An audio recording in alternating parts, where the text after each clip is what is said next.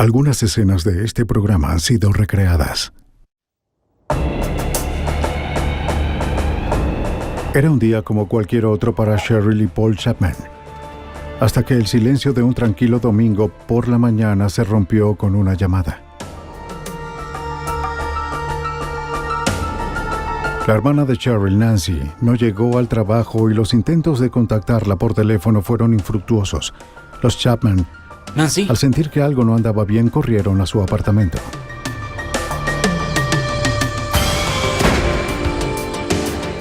La evidencia se acumula, no hay sospechosos evidentes. El Centro Mundial de Comercio es bombardeado. Ted Kaczynski es arrestado.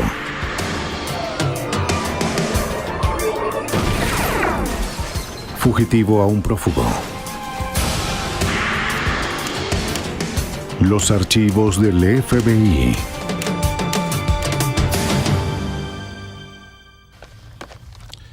Hay asesinos sigilosos que matan con una precisión casi clínica. Otros reaccionan por impulsos violentos, dejando su ira en la escena del crimen. Sus comportamientos demuestran quiénes son ellos realmente. En 1987, la brutalidad del triple homicidio de Anchorage puso a prueba incluso a los investigadores más experimentados. Soy Jill Canstrom, exdirector del FBI en Nueva York. Cuando encontraron a Nancy Newman y a sus dos hijas muertas en su apartamento, la policía necesitó ayuda y llamaron al FBI. Había pistas por todas partes, pero ninguna era concreta. Los agentes sabían que para este caso debían descubrir cómo pensaba el asesino.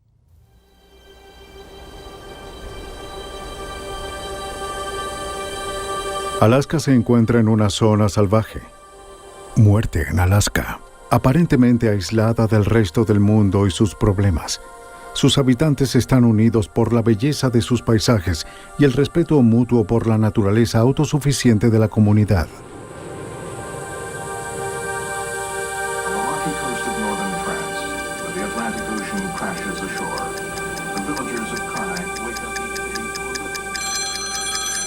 Eran casi las 8 de la mañana del domingo del 15 de marzo de 1987. Sí. Cheryl y Paul Chapman despertaron con una llamada. No. La hermana de Cheryl, Nancy Newman, no llegó al turno de la mañana en el restaurante donde trabajaba. El gerente de turno le contó a Cheryl que el auto de Nancy estaba en el restaurante, pero nadie la había visto. Quizás los Chapman debían ver qué sucedía.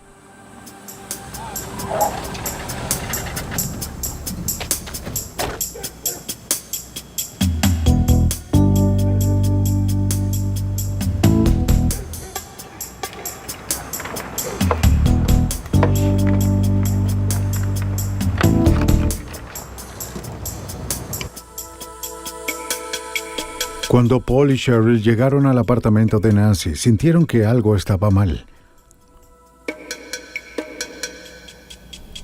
No había rastro de Nancy. Sus dos hijas, Melissa, de 8 años, y Angie, de 3 años, no estaban en el lugar.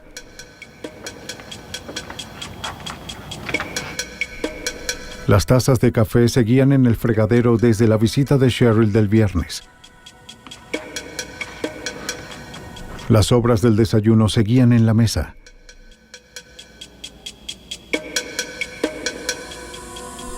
La lata de propinas de Nancy estaba vacía.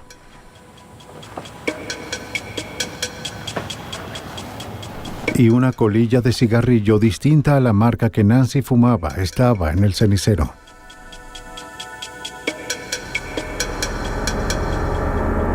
Nancy.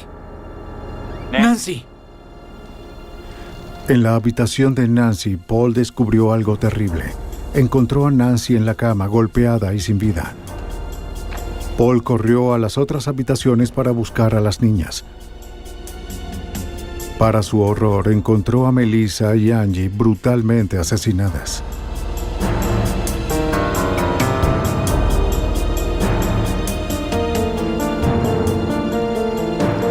Vamos, vamos, ¡No! vamos. ¡Nancy! ¡No! ¡No!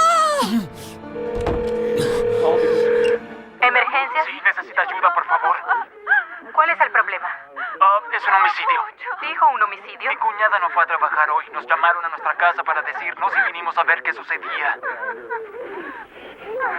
¿Qué sucedió? La encontré en la cama. ¿Qué dice? Es horrible. Envíen a alguien, por favor. Señor, ya enviamos a alguien para allá. No, Dios, por favor.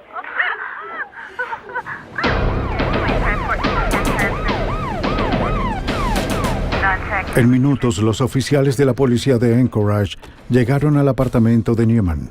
Sin alterar la escena del crimen, los oficiales aseguraron el área e intentaron calmar a la consternada familia hasta que llegara la unidad de procesamiento de escena del crimen.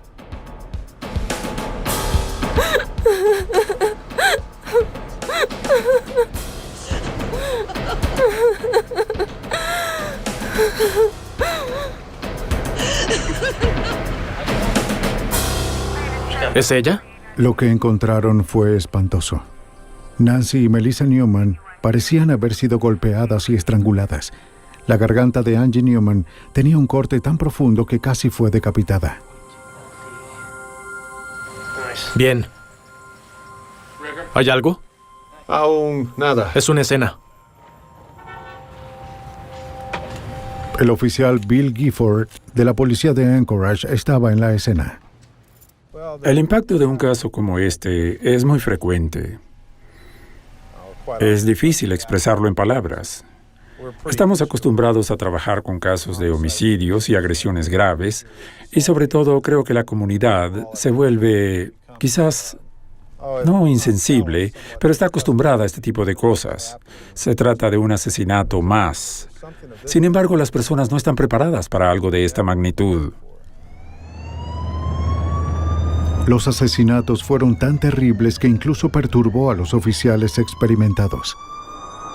Es impactante para el público y también afecta a los investigadores y oficiales que trabajan en el caso porque no están acostumbrados a ver, como lo mencioné, cosas de esa magnitud. El cuerpo de Nancy Newman estaba sobre su cama con su bata levantada hasta el pecho.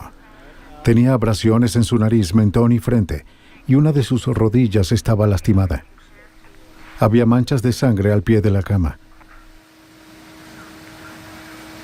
Y un par de guantes color verde oliva en la cómoda. Sí, estas son las huellas y... Bill está allá arriba. Estamos... Bien. Encontraron a Melissa Newman de espaldas en medio de su habitación. Tenía una funda de almohada ensangrentada bajo su cuello. Otra funda de almohada ataba sus brazos. 0999. Angie Newman, de 3 años, yacía en una piscina de sangre en el piso de su habitación, rodeada por sus libros favoritos. Hay una mancha de sangre ahí. Alguien estuvo ahí. Los patrones de manchas de sangre suelen dar pistas. Las posiciones de la víctima y el asesino, los movimientos de las víctimas y el número de golpes pueden ser reconstruidos por un investigador experimentado. En este caso en particular, eso nos ayudó a establecer el orden de los sucesos. Las manchas encontradas en la cama de Nancy Newman sugieren que ella y Melissa fueron arrastradas hasta la habitación de su madre donde fueron agredidas. Las manchas en la alfombra del pasillo indican que Melissa fue llevada a su habitación y asesinada allí.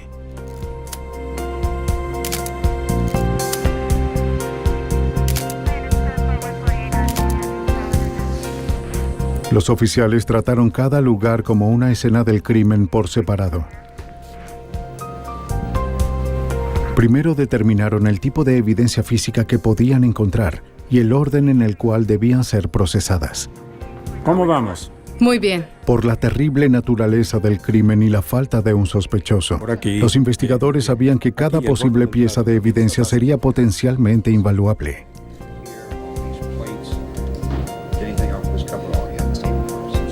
Genial, es grandioso. El sargento detective Michael Grimes estaba a cargo de la unidad de homicidios, agresiones y robos del Departamento de la Policía de Anchorage. Sabía que estaría en aquella escena del crimen por horas, horas y horas. Esto es lo que de inmediato identificamos como un caso forense. No desordenaron mucho la escena cuando encontraron los cuerpos. Fuimos afortunados en ese aspecto.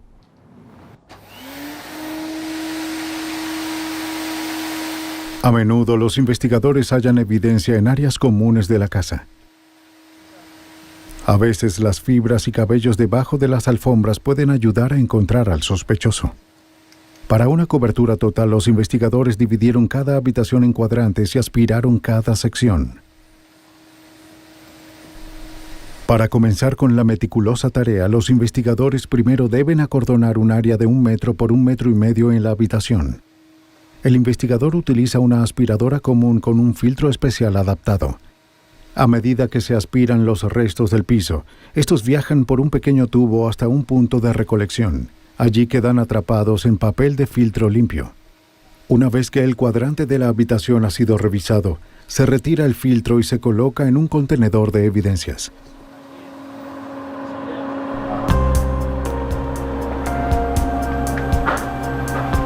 Algunos cabellos diminutos y fibras se pierden de la escena al aspirar. Por eso se utiliza un láser argón portable, el cual hace que los cabellos y fibras puedan fluorecer al estar expuestas a la luz del láser.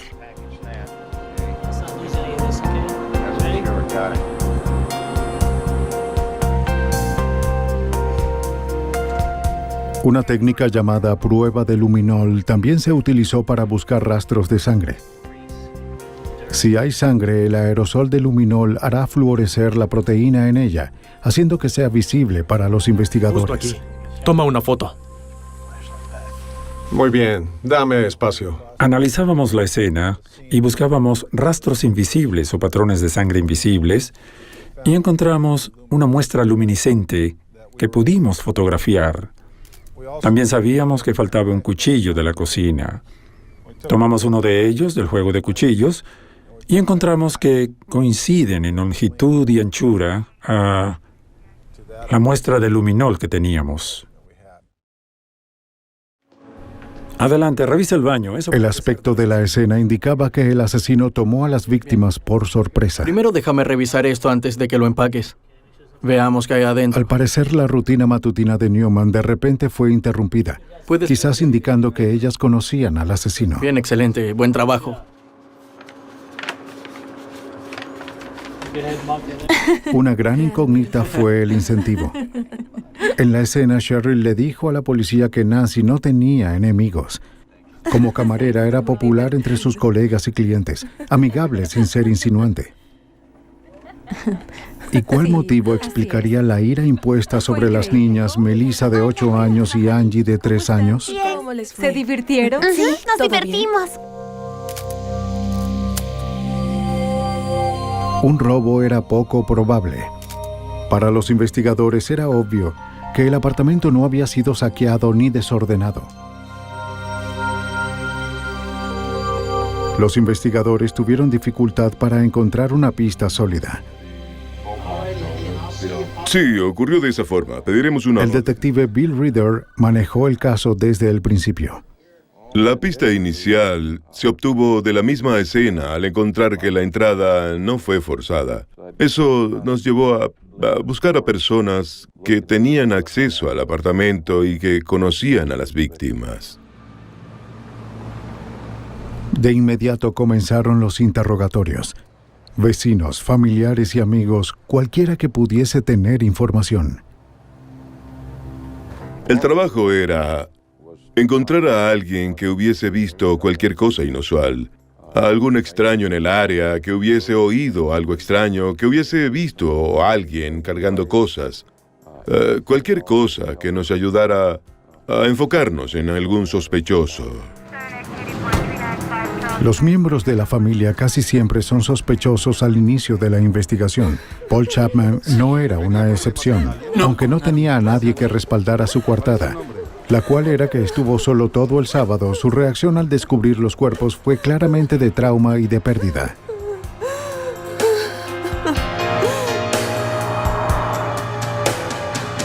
Los investigadores hablaron con las personas cercanas a la familia y descubrieron que Nancy Newman estaba felizmente casada con John Newman, el padre de sus hijas.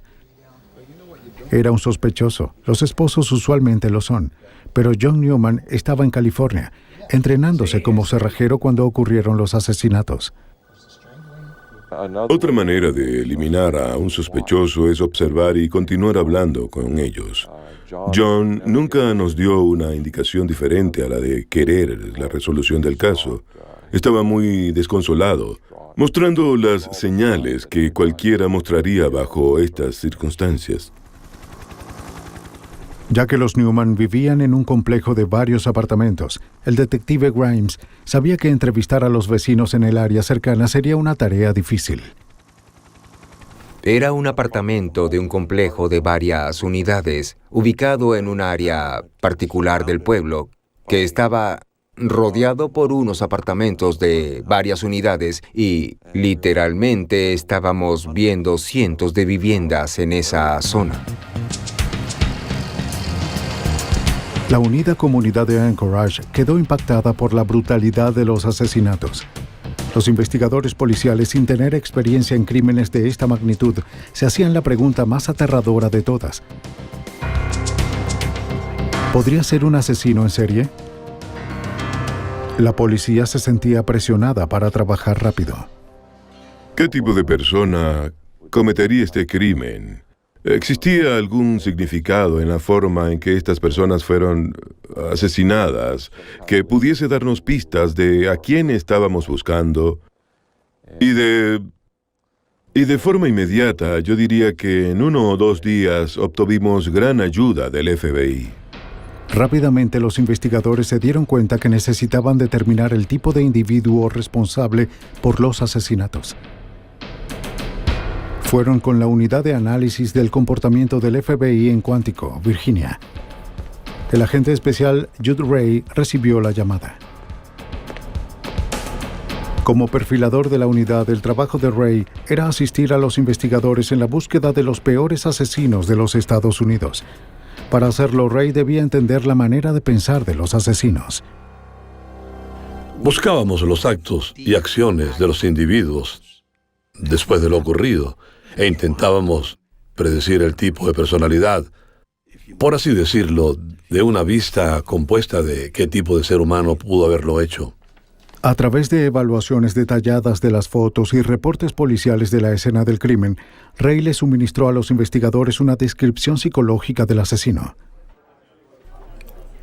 Es una escena del crimen desorganizada. Hablo de baja autoestima, todo el tipo de cosas que diría sobre este tipo de personas, que ha sido,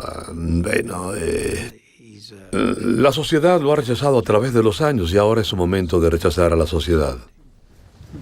Ray le dijo a los detectives de Anchorage que este hecho podría repetirse.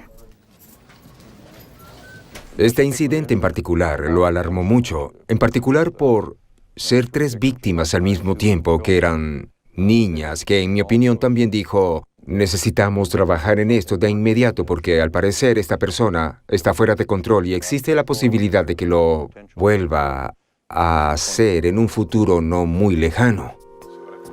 Gracias a la autopsia, los investigadores descubrieron que Nancy y la niña de 8 años, Melissa Newman, habían sido abusadas sexualmente. Basándose en esta información y las características del crimen, Ray concluyó que este criminal violento podría tener una historia de abusos sexuales. Sería un hombre blanco de entre 20 y 25 años, un fracasado. A raíz de las conclusiones de Ray, los investigadores comenzaron a reducir la lista de posibles sospechosos. Entre ellos estaba un joven que recién se mudaba a pocos metros del apartamento de los Newman. La policía también interrogó a Kirby Anthony, el sobrino de 23 años de John Newman. Anthony tenía una coartada para la mañana del sábado del 14 de marzo, pero el vecino no. La enorme ira infligida en ellas, que casi decapitó a la niña de 3 años de edad, implica para mí que no hay algo en mi mente que pueda darme un motivo suficiente que explique toda esta ira proveniente de un extraño. La insistencia de Ray al decir que el asesino conocía a las víctimas hizo que los investigadores desviaran su atención del hombre que vivía cerca. Los vecinos y amigos de los Newman confirmaron que el joven no conocía a Nancy Newman ni a sus hijas. Ya que hablé sobre la familiaridad, alguien cercano a la familia, alguien que la conocía, alguien que tenía algún tipo de relación con ella, quizás alguien que fue rechazado por ella. De hecho, dijeron que había un sobrino que les venía a la mente. Mientras los investigadores seguían interrogando a los posibles sospechosos, la cantidad de evidencia recolectada de la escena estaba agotando los límites del Laboratorio de Criminalística Estatal de Alaska. Una vez más, la policía de Anchorage acudió al FBI. La evidencia fue enviada al Laboratorio de Criminalística del FBI en Washington, D.C. El caso fue entregado al experto en cabellos y fibras, Doug Diedreck. Diedreck comenzó clasificando la evidencia buscando algo que vincule a un sospechoso: cabellos, fibras, partículas de vidrio, tierra, pintura. Lo que sea que haya podido trasladarse durante el contacto violento del asesino con sus víctimas. En total, creo haber revisado entre 300 y 400 objetos recolectados en la escena del crimen de las víctimas, de la eliminación, muestras de distintas personas como sospechosos, familiares o posibles conocidos. Las fibras son extrañamente difíciles de rastrear, y como nadie sabía qué vestía el asesino durante el homicidio, no había ninguna base para comparar las fibras recolectadas. La diversidad que existe es infinita. Por eso, cuando un individuo, en un caso en el que, por ejemplo, utilice un tipo de ropa en particular, transfiere material fibroso, el mismo será considerado como evidencia única. A pesar de que quizás haya hecho numerosas prendas del mismo tipo al salir al público, este material se dispersa y es como una gota de aceite en el océano. Solo está allí, pero es difícil de encontrar. Diferentes fibras, llegando a ser una cantidad de evidencia menor a un dedal, fueron recolectadas en todo el apartamento de Newman. Sin embargo, la experiencia de Diedreck en traslado de fibras le permitió reconstruir los movimientos del sospechoso durante el crimen, dándole a los investigadores una imagen más clara de lo que en realidad ocurrió en el apartamento.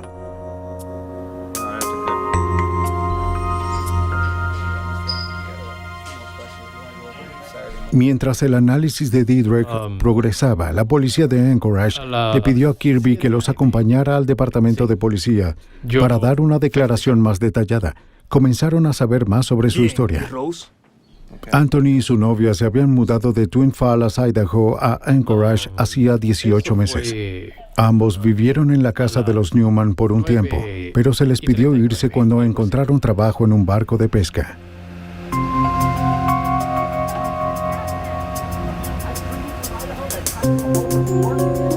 Lo sé, pero no estamos casados. Él y su novia se separaron mientras trabajaban en el barco luego de que Kirby la acusara de tener una aventura con el capitán. No, por favor, no.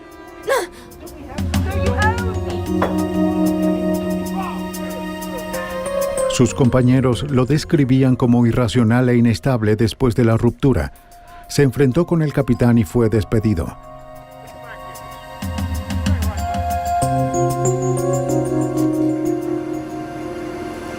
Regresó solo a Anchorage el 14 de febrero de 1987. Sin tener otro lugar a donde ir, Anthony tomó un taxi desde el aeropuerto hasta la casa de los Newman.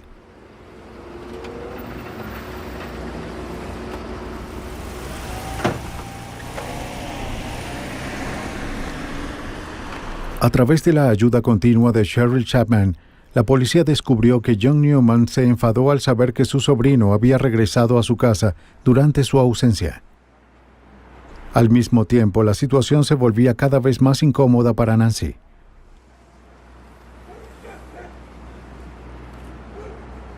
Luego de unas semanas, le pidió a Anthony que se fuera. Se mudó con un conocido, Dan Grant. Mientras la investigación se centraba en Kirby Anthony, el sargento Grimes recordó su primer encuentro con él. El día de los asesinatos, el detective Grimes se tomó la tarea de notificarle a Anthony sobre las muertes. Le dije que teníamos malas noticias para él, que su tía y sus 2 hijas fueron encontradas muertas temprano en la mañana. Recuerdo que Kirby agarró su cabello y comenzó a llorar lentamente, pero sus ojos estaban secos, no había lágrimas, bien sea porque mentía o no. La conducta de Anthony no era de luto por un familiar, pero Grimes sabía que el extraño comportamiento de Anthony no justificaría un arresto. Sin embargo, el reporte de la autopsia los hizo sospechar aún más. Los resultados determinaron que los asesinatos ocurrieron entre las 7 de la mañana y las 12 del mediodía del sábado 14 de marzo. Fuimos capaces de demostrar que los asesinatos ocurrieron temprano en la mañana, luego de que las víctimas se habían despertado. Una de las víctimas había comido cereal, la otra estaba comiendo cereal en ese momento. La madre estaba bebiendo una taza de café. Establecer la hora de las muertes hizo que la coartada de Anthony fuese irrelevante, la cual era que estuvo en una fiesta hasta el sábado en la mañana. Admitió que bebió, fumó marihuana y consumió cocaína. Dan, despierta. Vamos, amigo. Dijo que regresó a la casa que comparte con Dan Grant a las 7 de la mañana y luego volvió a salir alrededor de las 8:45. Mientras tanto, la investigación del agente del FBI Didrek sobre las fibras y el cabello se hacía más complicada. Uno de los objetos recuperados viene del polvo aspirado. Al menos había polvo aspirado de distintas habitaciones. Esos objetos deben ser analizados y los cabellos deben ser examinados. Creo que fue la cosa más difícil de este caso. Fue identificar cada cabello encontrado en la residencia. Y comúnmente eso no se hace. Realmente hay muchos cabellos con los cuales trabajar. Pero en este caso, hacerlo fue una tarea monumental y laboriosa de todo el equipo. Cada cabello muestra sus características peculiares bajo un microscopio, haciendo posible rastrear su posible origen. El hecho de que los cabellos se diferencian en cada persona es evidente cuando amplías estas características unas 250 o 400 veces. Para examinar las fibras y los cabellos encontrados en la escena, Didrek utilizó 2 microscopios de comparación de alta intensidad, conectados por un puente óptico, uno para los materiales reconocidos y otro para los que faltaba identificar. Ya que Anthony vivió un tiempo con los Newman, era probable encontrar su cabello en el apartamento. Era importante establecer si los rastros de cabellos eran antiguos o recientes. Didrek revisó el contenido de la aspiradora utilizada en la casa de los Newman.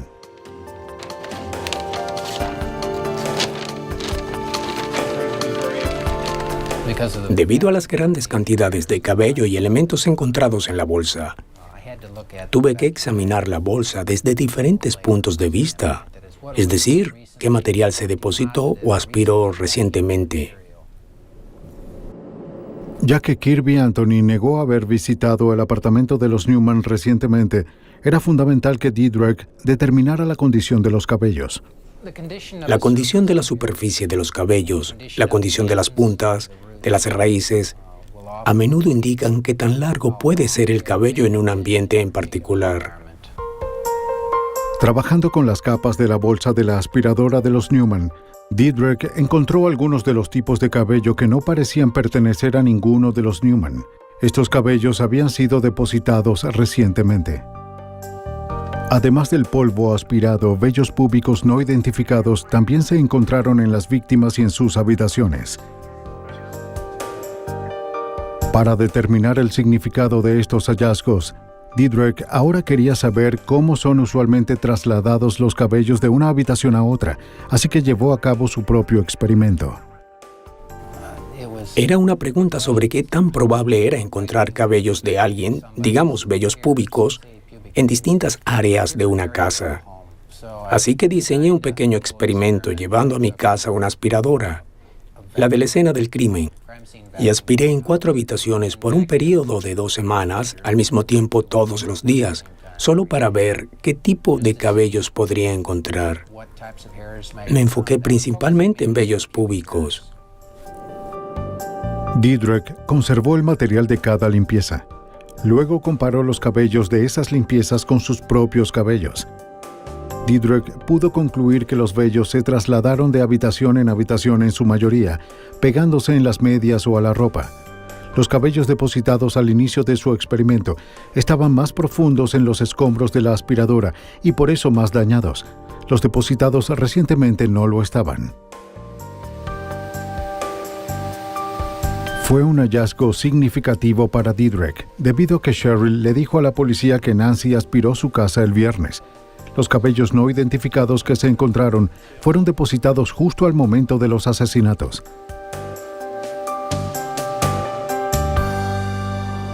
Bajo un escrutinio microscópico se descubrió una evidencia importante. Un vello púbico que poseía una liendre asociada al piojo púbico se encontraba en el paño húmedo hallado en el baño de los Newman. Diedrich les reveló sus hallazgos a los investigadores y esperó por una muestra del sospechoso para poder hacer una comparación.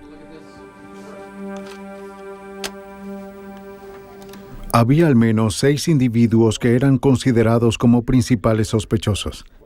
Los investigadores recibieron listas del Departamento Estatal de Correcciones de Personas con historia de delitos sexuales o violencia liberadas recientemente. Algunas de ellas vivían cerca del área de los Newman. Para descartar a estos individuos como sospechosos, cada uno fue ampliamente interrogado y se verificaron todas sus coartadas. La policía continuó interrogando a Anthony. Él no admitió nada, pero con cada interrogatorio los detalles sobre el lugar donde estaba y lo que hizo esa mañana cambiaban ligeramente. Todavía estoy muy... Eso era un tipo de indicador de lo que tendríamos que lidiar con Kirby desde el comienzo. Fueron esas pequeñas mentiras que no eran necesarias, pero que igual quería decirlas. Intentaba... Sin conocer el análisis de Diedrich, los investigadores le pidieron a Anthony entregar muestras de cabello y de sangre. Queriendo parecer cooperativo, entregó las muestras por voluntad propia. Estas fueron llevadas rápidamente a Diedrich para ser comparadas. Al día siguiente, Diedrich le notificó a los investigadores que Anthony tenía piojos púbicos. Por supuesto, sí. Claro. Eso probablemente fue el descubrimiento más significativo. En ese punto podríamos comenzar a enfocarnos en Kirby como el sospechoso.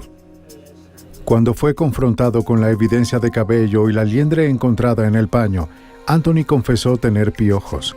Dijo haber tomado una ducha en la casa de los Newman una semana antes de los asesinatos para no propagar el piojo púbico en la casa de Dan Grant. Para Jude Ray, el paño sucio dejado en la escena del crimen decía mucho del sospechoso. El asesino se había limpiado en la escena del asesinato. ¿Para qué arriesgarse? ¿Por qué no ir a casa? Era obvio para mí que él tenía que ir a otra parte a la que no podía llegar cubierto de sangre. Lo que nos lleva a pensar que el chico no está solo, no vive solo. El perfil conductual de Ray también predijo que el asesino se le podría asociar con un abuso sexual en el pasado. Esta predicción obligó a los investigadores a buscar con más detenimiento sobre el pasado de Kirby. Descubrieron que Kirby Anthony fue el principal sospechoso en un caso de Idaho que continúa abierto hasta la fecha. La víctima, una niña de 12 años de edad, sufrió daño cerebral durante el ataque y no pudo testificar. Él, antes de venir a Alaska, fue el foco de atención de la policía de Idaho. Estaban en una especie de día de campo y Había una niña de 12 años de edad que fue encontrada en el bosque. Estaba inconsciente, casi muerta y había sido abusada sexualmente. Y la investigación señalaba a Kirby Anthony. Ray también predijo que el asesino querría parecer cooperativo con la policía. Nos dijeron que el sospechoso se involucraría en la investigación, que estaría llamando para saber qué mostraba la evidencia, y Kirby comenzó a hacer eso. Lo que los investigadores no le decían a Anthony era que las otras comparaciones de cabello de Diedrich también apuntaban a él. El vello púbico encontrado en el paño era solo una de las muchas asociaciones exitosas que Diedrich había podido lograr entre los cabellos encontrados en la escena y aquellos entregados por Anthony. Y en este caso, una gran cantidad de vellos púbicos como los de Kirby y Anthony fueron encontrados en las habitaciones. Las de ambas víctimas, las dos niñas, y también algunos similares a los de él en la cama de la madre. Un cabello de la cabeza de Anthony fue encontrado en las sábanas de la cama de Nancy. Los vellos faciales que coincidían con la barba de Anthony fueron encontrados en todas las víctimas y en sus habitaciones. El polvo proveniente de la habitación de Melissa contenía 9 vellos púbicos de Anthony. De la habitación de Angie se recogieron 2 vellos púbicos, uno con sangre y otro con liendres. Los investigadores sintieron que era el momento de vigilar con atención los movimientos de Anthony. Bajo vigilancia, los investigadores conocieron los lugares que Anthony frecuentaba y lo siguieron discretamente por la ciudad. Esperaban que les revelara algo a sus amigos, que luego pudiese implicarlo en los asesinatos. De hacerlo, los investigadores lo descubrirían pronto.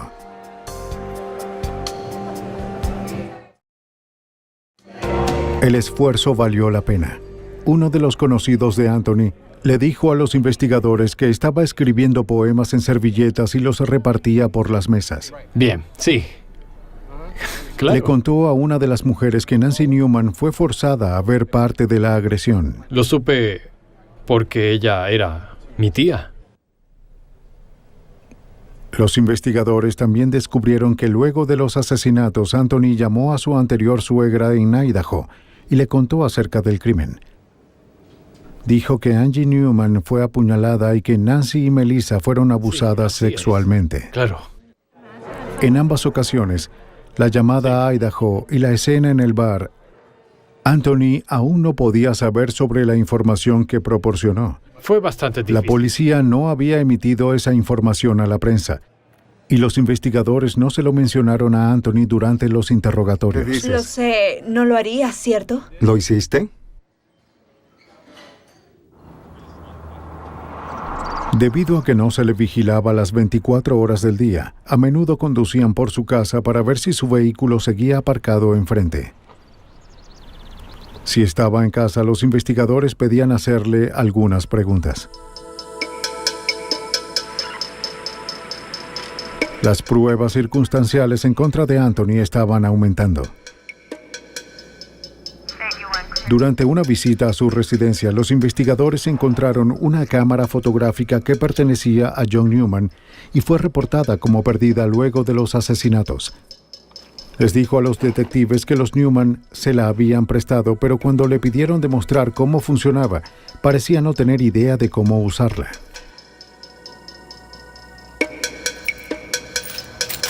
Otro objeto perdido de la casa de los Newman parecía guiarlos hacia Anthony. El dinero extraviado proveniente de la lata de galletas que solo contenía monedas. 3 amigos de Anthony le contaron a la policía que lo habían visto envolviendo monedas o pagando con fajos de monedas. Luego estaban las huellas. La huella palmar de Anthony fue encontrada en la pared sobre la cama donde Melissa Newman fue abusada. Las huellas halladas en la lata de galletas sobre la mesa de la cocina coincidían con las de Anthony. También encontraron sus huellas en el armario de la sala y en la puerta principal del apartamento. Otro lugar en donde hallamos las huellas de Kirby fue en la parte trasera de la puerta de la habitación de la madre. Una vez más, su posición era tan significativa que nos llevó a creer que quizás alguien intentaba escapar de la habitación. Y él ya tenía otras evidencias en su mano. Cerró la puerta con fuerza, dejando no solo sus huellas, sino también otras evidencias que fueron encontradas en la escena. La evidencia era abrumadora. En el largo mes de investigación, cada sospechoso fue descartado excepto por Kirby Anthony. Muchas gracias. Cuando llegó a casa, ¿había alguien ahí? Para los investigadores, era el momento de emitir una orden de captura. Llegó hace 2 meses con su... Judd Ray les advirtió a los investigadores que el asesino intentaría escapar si se sentía demasiado presionado. La creciente intensidad de los interrogatorios policiales puso a Anthony nervioso. ¿Había alguien más ahí? No lo sé. ¿Qué tal, amigo? Judd Ray tenía razón. Anthony le contó a su compañero Dan Grant que se iría del pueblo. Nada, no sé nada. Le pidió no decirle a la policía. Sí, buena suerte, amigo.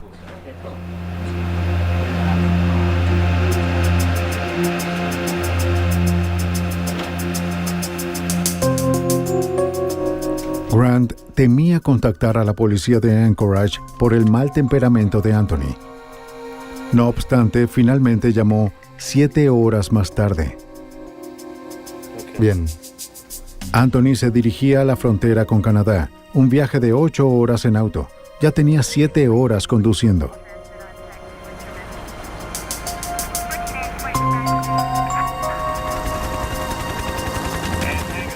Anchorage y la frontera con Canadá están separados por cientos de miles de tierras deshabitadas. Anthony podía estar escondido en cualquier parte. La policía contactó rápidamente a la oficina de aduanas de la frontera entre Alaska y Canadá. Describieron a Anthony y a su vehículo y le dijeron al oficial de aduana que Anthony era sospechoso por triple homicidio. Esperaban que estuviese en camino.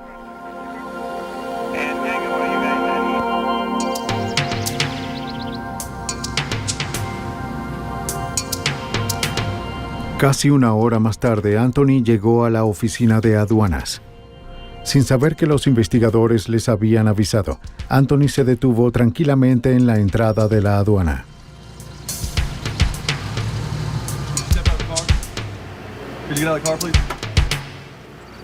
¿Qué ocurre? Fue detenido e interrogado hasta que la Policía Estatal de Alaska llegó.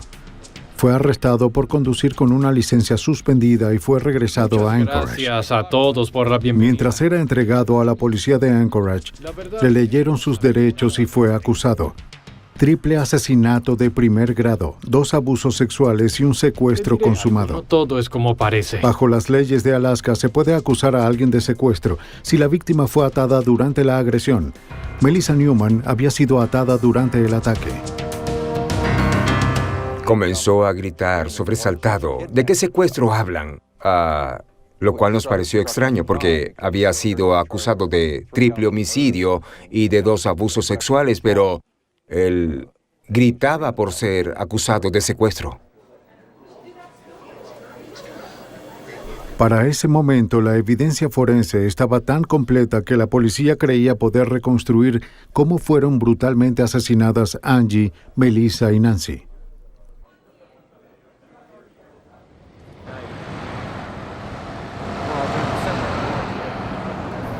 La última vez que Cheryl Chapman vio a su hermana con vida fue el viernes 13 de marzo.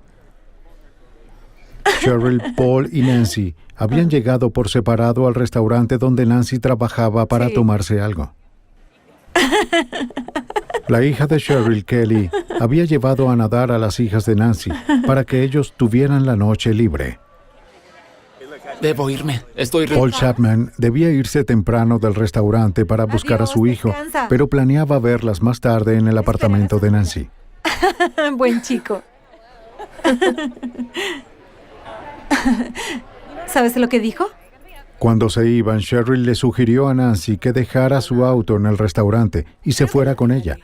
Nancy tenía el sábado libre y Paul la llevaría a buscar su auto mañana. Sí. ¿A qué hora 11? vienes? ¿A las 11? Sí. Bien, vamos.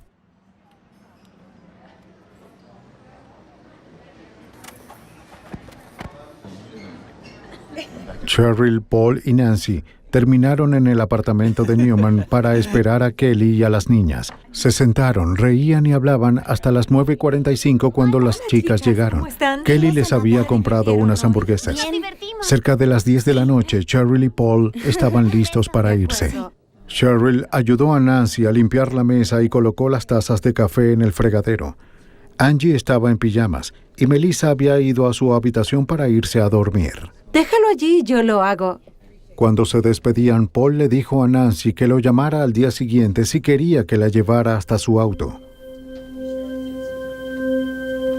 Gracias.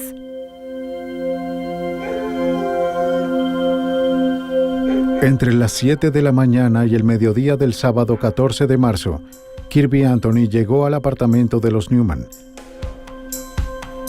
Él es la única persona que sabe qué pasó después. Quizás Nancy se rehusó a prestarle dinero, quizás rechazó una insinuación sexual, quizás le pidió que saliera de su apartamento.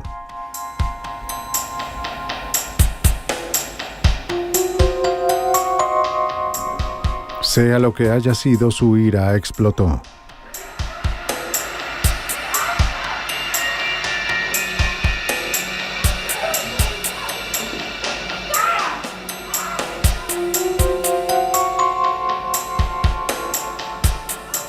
Las evidencias indicaron que parte de la agresión a Melissa ocurrió en la habitación de su madre. Ambas tuvieron que haber sido atadas y sus cuerpos mostraban señales de que así fue. ¡Ayuda! Podemos demostrar a través de hallazgos serológicos que Melissa, la niña de 8 años, fue agredida en la habitación de su madre, que estaba diagonal a la cama y estaba sangrando en ese momento. Y luego fue sometida de alguna manera y mantenida en una posición en ese lugar por un periodo de tiempo.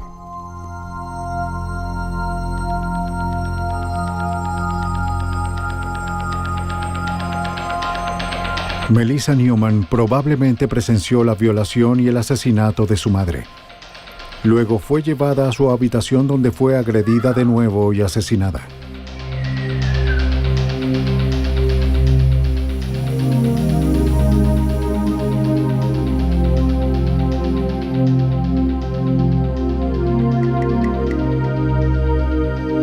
El cuchillo utilizado para asesinar a Angie nunca fue recuperado. No quedó claro si fue la primera en asesinar o la última. Lo que sí es seguro es que pareció haber sido el blanco de una horrible y descontrolada ira.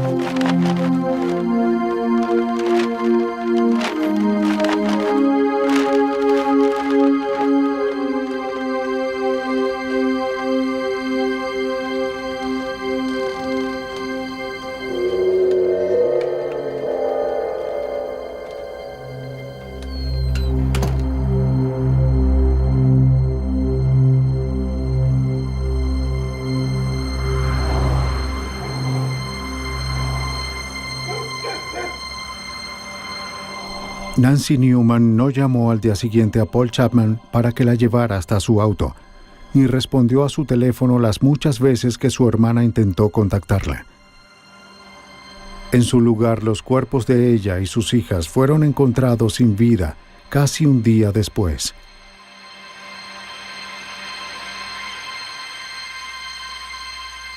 El rencor en contra de Angie pudo haberse creado en las pocas veces que Anthony cuidó a las niñas.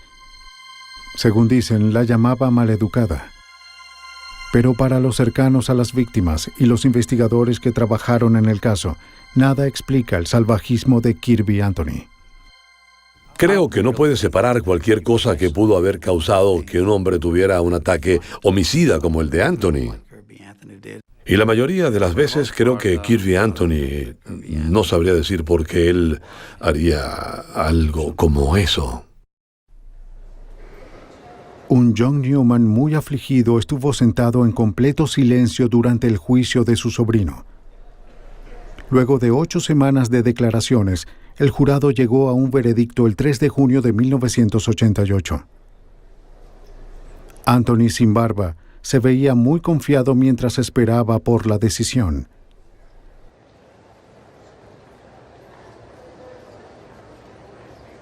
A medida que se leía cada veredicto de culpabilidad, la compostura de Anthony se desintegró, hasta que al final se desmoronó por completo. Fue sentenciado a 357 años por sus crímenes.